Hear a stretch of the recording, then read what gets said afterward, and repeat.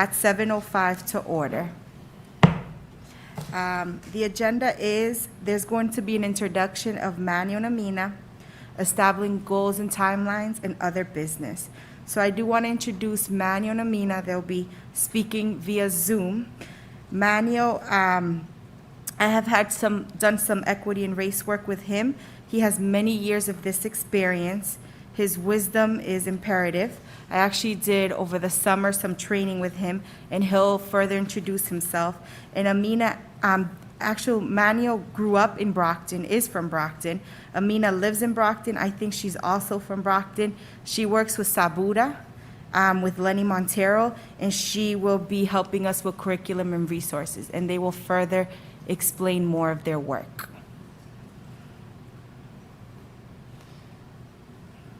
Amina, Manuel. Hello. Can everybody hear? Sort of. Hi there, how are you? Hi, how are you? I'm well, thank you. Thank you both thank you all of you. I can't see everyone. I can only see a couple of faces, but thank you to members of the subcommittee for having us this evening. I'm excited to be here. I'm excited to begin this journey and to meet members of the school committee. And I'll say good evening to Manuel, my colleague, and I hope that everyone is doing well this evening. So, Cynthia, thank you for your introduction. I'll add on to what you already said with just a couple more notes about myself. I work full-time at UMass Boston, where I've been for about 20 years, and I teach courses in African American history, women's history, and critical ethnic studies, which is a program in which I teach graduate students. And I've been working and or living in Brockton for just about the same amount of time, about 20 years. So I come to this space both as a Brockton resident, the mother of a child who's being raised in Brockton, a community organizer, and someone who has a youth program, as you mentioned. So I feel that I definitely have a stake in what happens in Brockton. I have an investment in the city and in our communities, and a real belief in the importance and urgency of this work. I wrote a letter to our mayor not too long ago in which I talked about the fierce urgency of now, which some of you may know is a phrase that comes from one of Dr. Martin Luther King Jr.'s speeches, in which he talked about the urgency of the moment that he was living in. And I think that you all can agree that we are living in such a time with the multiple pandemics that we face. Many of the disparities that have always existed have come to the surface, and folks have newfound awareness about the fact that these disparities are truly matters of life and death, whether that comes from COVID-19 disproportionately affecting people of color, or racial injustice and systemic violence disproportionately affecting those communities as well. And it also applies to education. One of my favorite quotes is from an educator named Chris Emden, who said, "We integrated the schools, but we forgot to integrate the curriculum." And so what Manuel and I propose to do is to continue some of the work that's been started in Brockton by the superintendent and people like Sharon Wolder and others in the community. Folks are working on this as well. And so we're proposing to, to continue that work and bring it up to scale and really try to further the efforts to create real sustainable change. And we propose to do that through several approaches and meetings with members of the school committee if it's eventually approved, and also with members, staff, and administrators throughout BPS. I'll stop here to allow my colleague to introduce himself more, and I'll welcome any questions about myself or my background if there's time when you feel it's ready, Cynthia. Good evening. Thank you for having us, Cynthia, and committee. My name is Manuel Fernandez. I am a proud graduate of Brockton High School. And as a school administrator as well as a consultant. Your audio, I think, is breaking up, Manuel.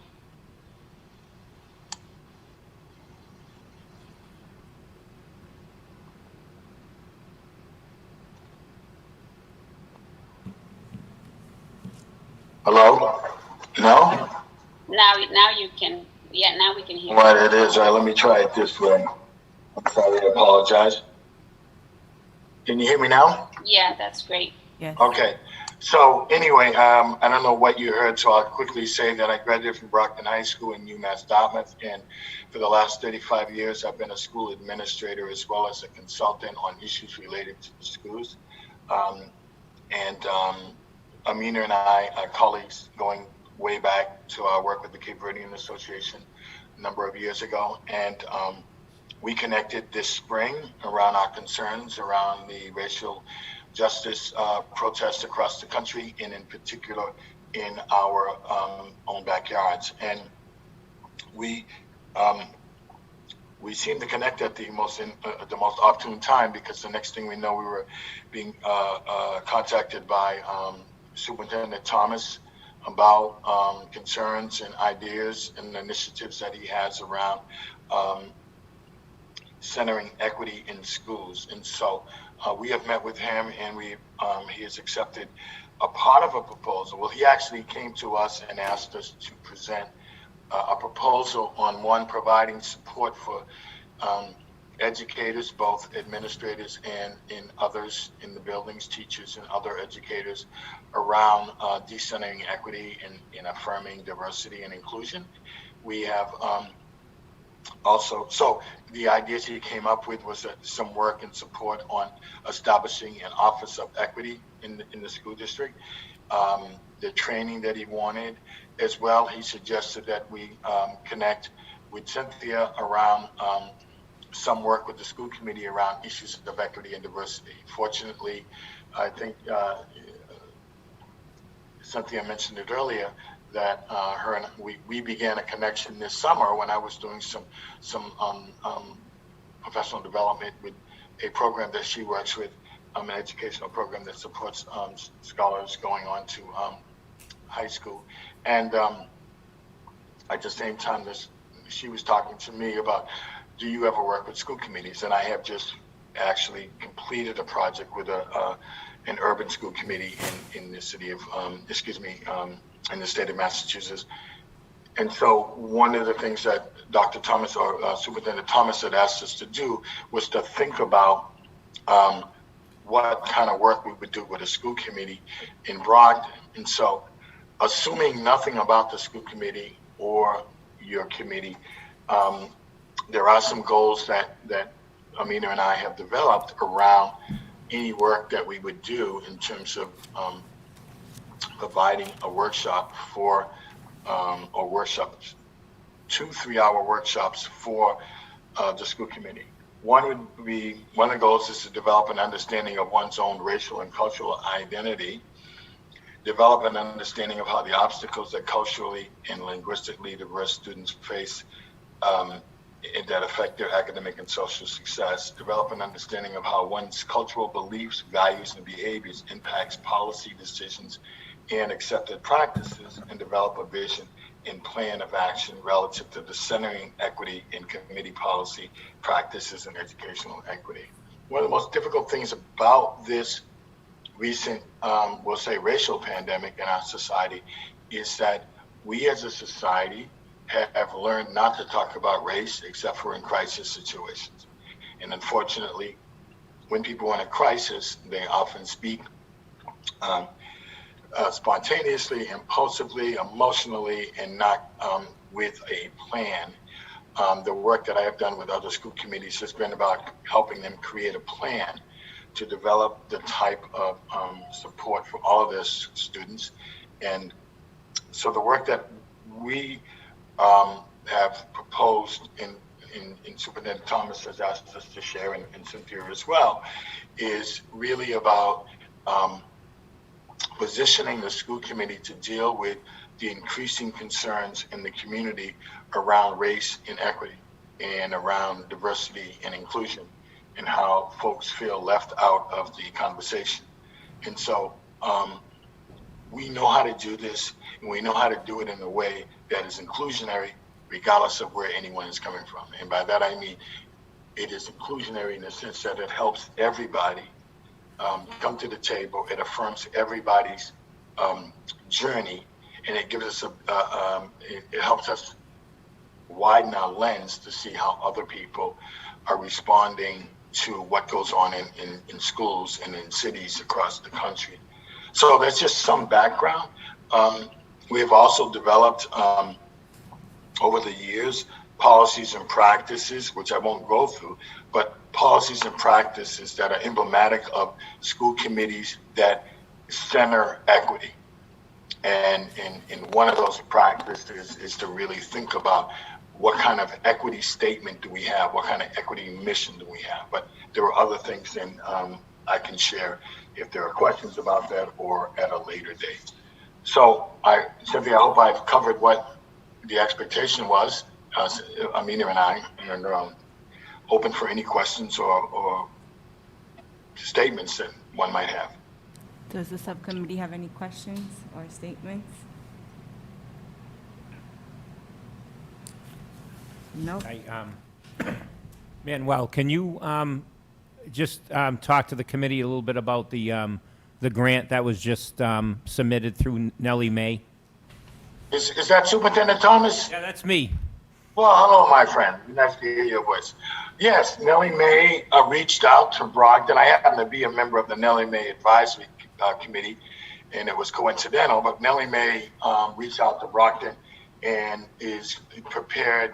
And I would say that Mike and his staff have done a wonderful job in prepping this proposal and getting it ready to be sent. And Nellie Mae is ready to give the city of Brockton, I should say the Brockton Public School System, $250,000 for 1 year, with the possibility of multi-years down the road, depending on how things turn out, to focus on their responses to inequities around the pandemic. And some of the work that Mike's team has done around that has been around both establishing the equity office, as well as providing staff with curriculum and instructional practices workshops. Both Dr. Pilgrim and I have been working on those for a number of years, and we adapt them to the particular communities we're working on.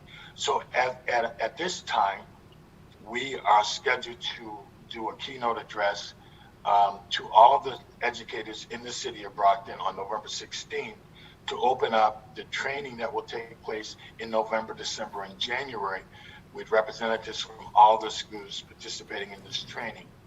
We will also be educating, and that could be before November. We would also be providing training to Superintendent Thomas's team, his leadership team, as well as principals and assistant principals. And we also have a trainer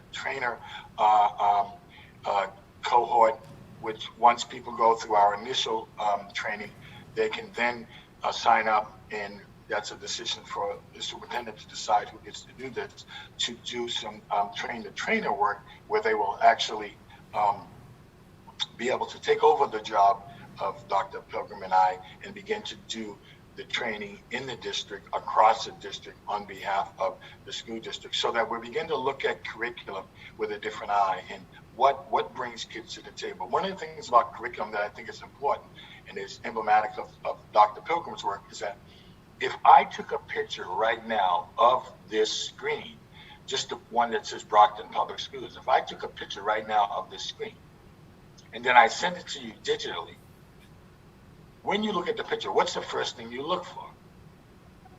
The first thing you look for is yourself. How did I come out in that picture? That's the first thing that any child looks for, whether that child is 7 or 17, when he or she walks into a classroom. They look for themselves. Will I be affirmed? Will this teacher understand me? Will this teacher respond to my needs? It's the same thing with a caregiver or a parent. When they walk into a school for a back-to-school night or for a parent-teacher conference or something of the sort, when they walk into the building, are there multilingual languages welcoming to this building? Are there people here who can speak to me, not just around language, but around my own cultural experience? And so that is some of the work that we do with teachers, helping them to develop not only a curriculum that affirms them, but a culture that affirms them. And Mike, I hope I touched upon all that you were asking for. Yes. Yes, thank you, Manuel. I appreciate it. And You're thanks, welcome. Sharon and her team. And Karen Watts, they did a lot of work to put the grant together in a quick turnaround. So it was submitted, I want to say, we got a response, I think Friday, Sharon? This past Friday, we got a response that the grant was received.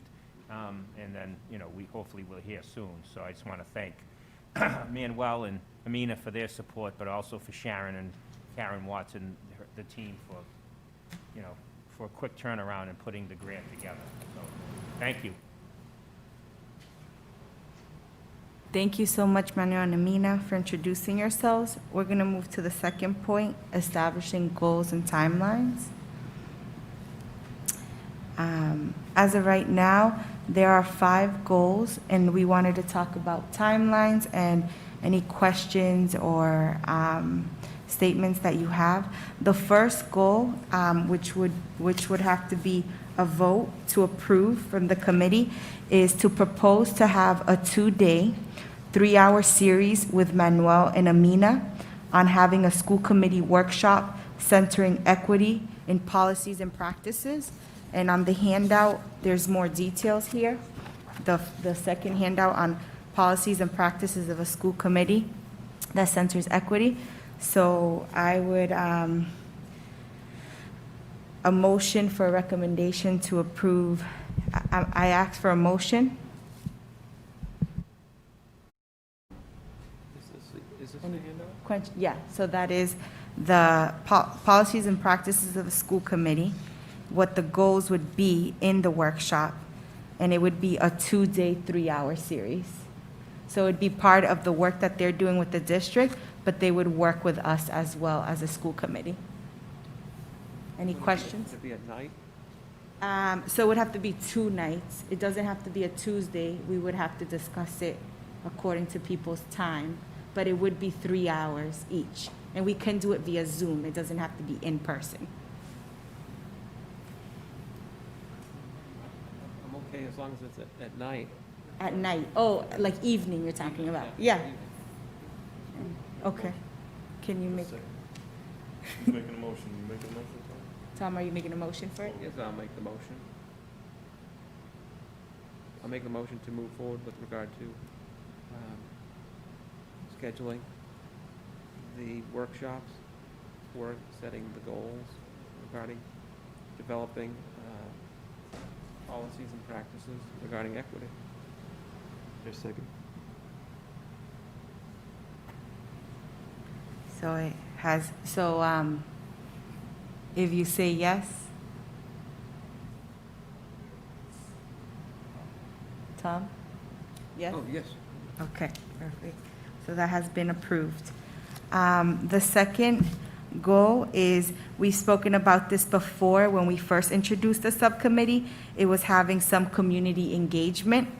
As of now, we specifically thought about one Brockton High student that Cliff would assign, but thinking about this further, because this committee is specifically on equity, there are some alternative schools that we should hear the narrative. So it would be of utmost importance to have 2 to 3 students from those alternative schools to give us their perspective of how have they been marginalized, or why did their path to success did not look similar to those that have finished at Brockton High. So that's another goal. And ideally, this would be by December 2020 to have these students sitting with us. They wouldn't be voting members, but they would be informing us of things that we don't see because we're not physically there. Any questions, objections?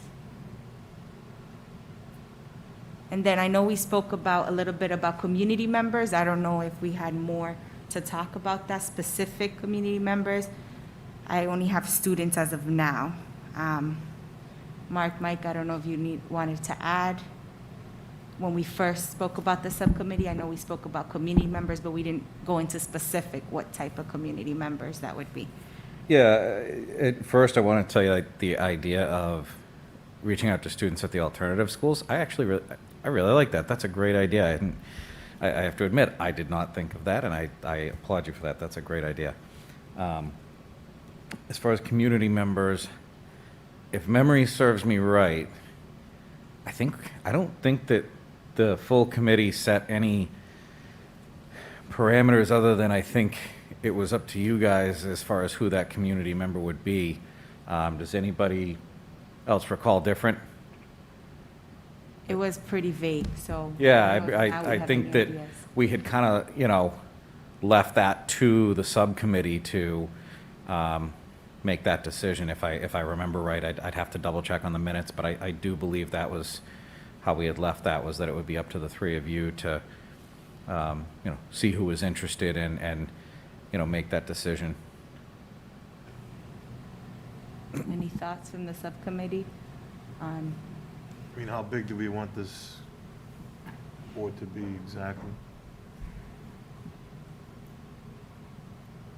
I mean, I think maybe having, so if we have 1 student from Brockton High, 2 to 3 of the alternative, that's already 4, plus us, that's 7. And those that support us that are here tonight and others. And then community members, it could be at least 2. But my question is, what is it that we want the community to inform us of? Because they can inform us of so much. And should there be parents that have students? Are we looking at specific parents that have students in the schools, or community members that work with the schools and are nonprofit or do other things for the Brockton Public Schools? I would recommend that we have at least one parent, and then Yeah. also have, maybe you might want to think about having a parent at each level, one from elementary, one from middle, and one from the high school, if depending on how large you would like the committee. And then I think it would be good to have, a community member who might necessarily not be a parent, but is very engaged in this area.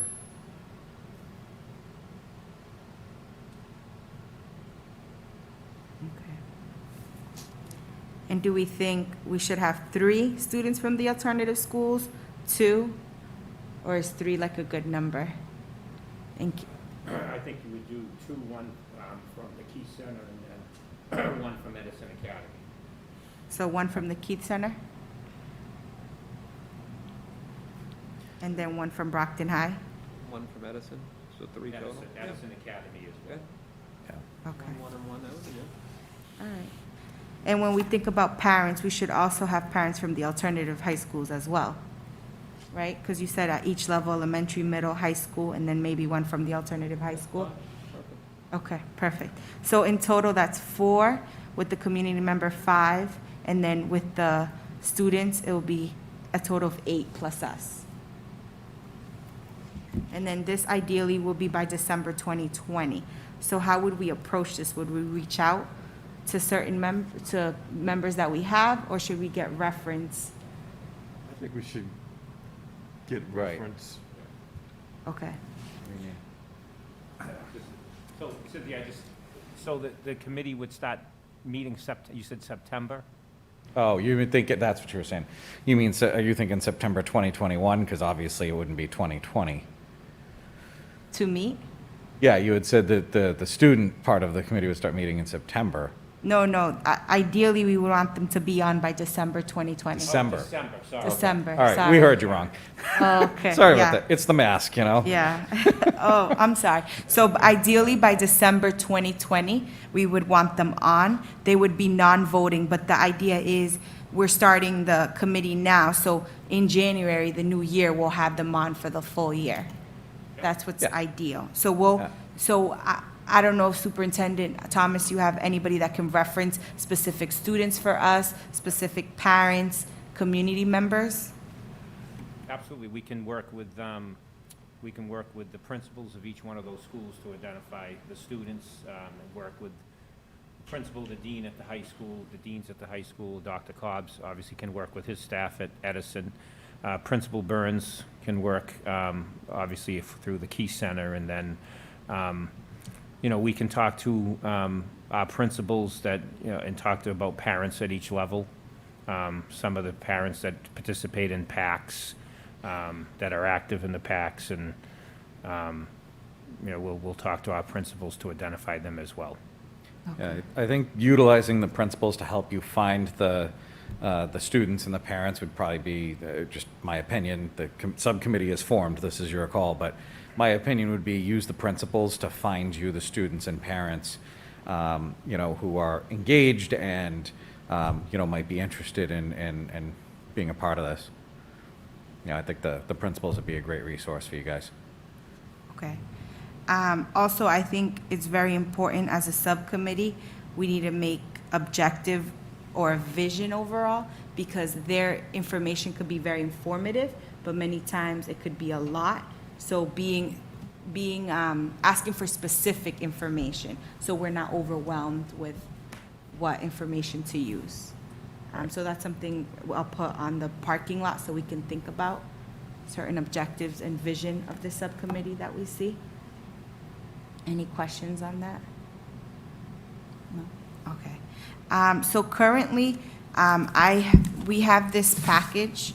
It's a civil rights training package, and I just wanted you to look over it. It does talk about policies, and Sharon Walder can introduce it on our next meeting, exactly how it went, the training. But currently, our policies, as of now, there's nothing included on the curriculum.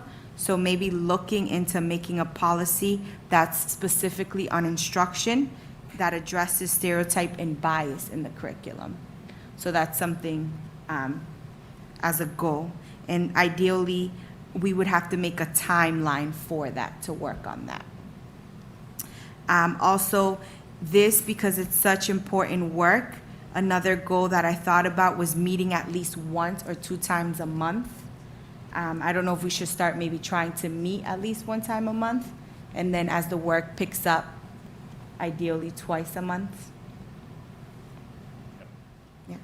All right. And lastly, once we get the district review with the committee of the whole on October 20th, so I thought it would be great to use the data or the feedback that they have given us to continue to move forward and set a meeting to look over that data on specific parts, on anything that has to do with equity, diversity, inclusion, and race. Any questions? Okay. All right. So that's Excuse on. me, Yes. sorry, Cynthia, do you need us to stay in the meeting, or should we excuse ourselves? What's the best practice right now? Oh, you can stay on if you want, but yes, you can also excuse yourself. Okay, I'll stay on for a little bit more. Okay. Thank you. All right. And then any other business? So one thing that I did want to talk about is the name, when we first voted on it, was Equity, Diversity, Inclusion, but any objections to changing the name to Diversity, Race, Equity, and Inclusion? Any objections? Can somebody have a motion to change the name to Diversity, Race, Equity, and Inclusion? And if I could just, I think that'll probably just have to be a vote at the next full school committee meeting, because we voted it one way, but I don't think it's a big deal.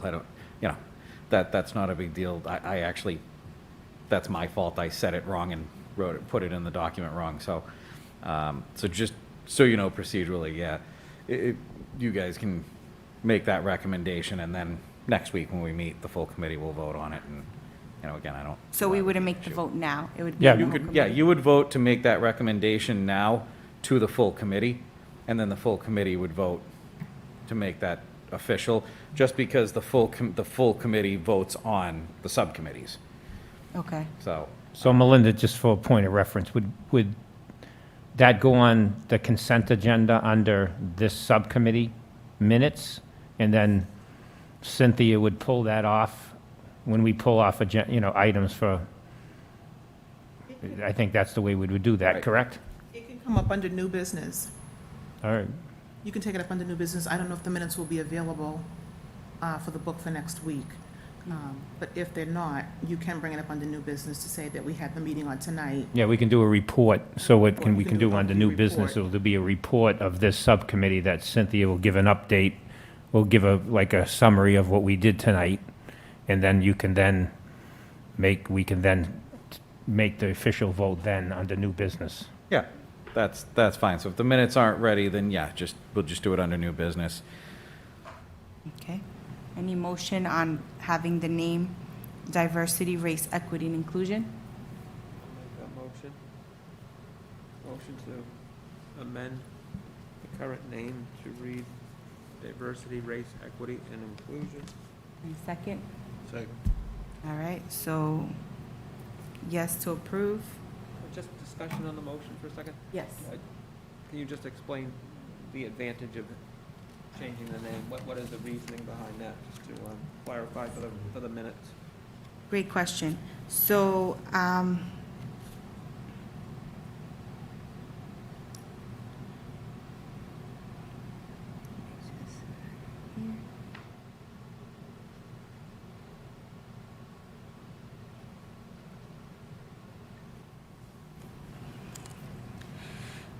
So the original reason why I thought the name should be Diversity, Race, Inclusion, and Equity is because the word race is a big topic in Brockton.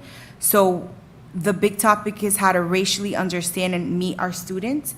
Currently, we have a big goal of how to hire more people of color in teaching roles, admin, et cetera. And also how to best support all of our students, especially our Black and Brown students of Brockton with their social-emotional needs. Also because in America, the word race many times has felt like a rated R or curse word. And as soon as we talk about the word race, people automatically shut down. So I think it's also important to understand how race forms many of our identities and starting to allow students to understand that race itself, it's not an individual problem, but a systematic one. Does that sound okay? So do we approve to change the name to Diversity, Race, Equity, and Inclusion? That vote goes, yes? Okay, thank you. And lastly, I just wanted to thank the invitation from Superintendent Mike Thomas on Influence 100. We did speak about this a little bit during our retreat a few months ago. Influence 100, it's specifically from the department, from DESE, which the idea is currently right now there's 4% of Massachusetts school superintendents are people of color, while 40% of the students served by public school districts are POCs. So DESE has launched Influence 100 to increase the racial and ethnic diversity of the superintendent. And just a few quotes that they talked about on the Kickstarter was, it has to start from the top, right? A lot of this influence, a lot of this leadership has to start from the top. So their goal is in the next 4 years to have about 100 superintendents of color work for Massachusetts. Also, they quoted Toni Morrison, somebody has to take the responsibility for being a leader. So I definitely want to give a shout out to Jim Cobbs and Kathleen Moran from Brockton, who are taking that role and that responsibility of being a leader. Also, just a shout out, which Superintendent definitely shouted, Sharon Walder and Kathleen Moran on just like the work that they have established for many years on equity and diversity. And excuse me if I've missed anybody else, Super Mike Thomas, you can add to that. and just the work that they have and that we hope to continue to move forward as a district and as a committee, and we're here to support that in whatever needs to be done. Thank you, Cynthia. And Sharon has a team of educators that have worked with her, the Equity and Diversity Committee, which reminds me, and I'm sorry if I'm backing up, I am, and I might have missed this, but I think maybe we should have a teacher of color that serves on the committee as well. I might have missed that. We might have already said that, but I just think it's important, because I think this committee not only has to obviously focus on hiring, but I think retainment Yes. is a big issue across the state and in education. Is not, it's one thing to make, go out and you hire, teachers of color, administrators of color, but it's actually the retainment, how you support them when they're actually in your school system is just as important as your hiring practices. So I think we need to have a teacher with us as well, if that's okay with the committee. Yes. The more the merrier, Tony. I ain't making that list. All right, any other business under other business that we want to bring up tonight? But you wouldn't mind if I just made a comment? Yeah. So I just wanted to say that you guys have done a great job kicking this off. And so I just wanted to let you know I appreciate everything you've done, and all the administrators who've worked with you, and our guests tonight that are working with you for getting to this point where you guys can really kick this off and start to make some positive changes that will benefit the district and the kids. And so this is great, though. I just wanted to congratulate the three of you, because and again, of course, I don't want to leave out the people that have supported you and helped you, but this is a great start, so congrats. Thank you. So if there are no other comments under other business, we can motion to adjourn the meeting. Motion. Any second? Second. Okay, the meeting is adjourned.